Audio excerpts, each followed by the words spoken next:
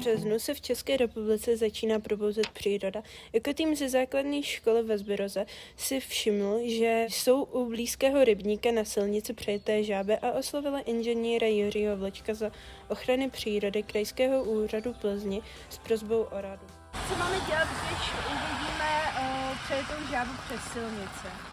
Tak první věc už si udělala, že jste mě zavolali, to znamená, že vám to není jedno, a jsem rád, že i takhle mladí lidé mají zájem o to, aby ty obojživelníci přežili. Stojíme vlastně na cestě poblíž hlavní silnice a problém je v tom, že na jedné straně silnice je rybník, kde ty obojživelníci se rozmnožují v této době, na druhé straně je vhodný prostředí, kde zimují.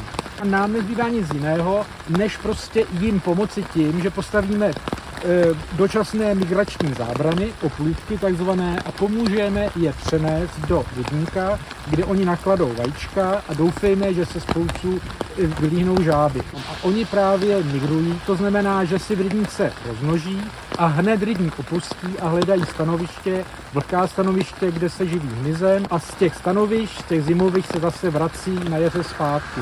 Problém je, že ta rapucha leze pomalu a v tom hustém provozu nemá šanci. My jsme tady od toho, abychom našli způsob, jak postavit opůlky zhruba půl metru vysoké, které jim zabrání silnici přelézt.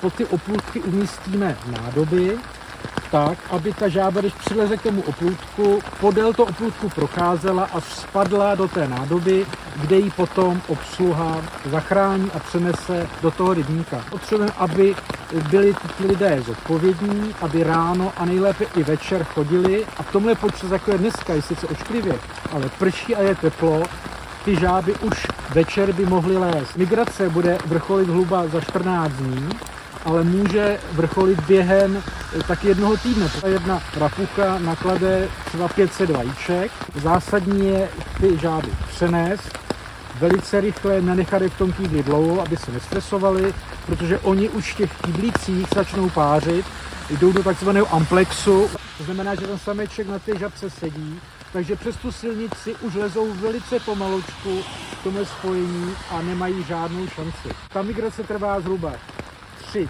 týdny až 4 podle počasí, takže v této době je nutné takto je přenést.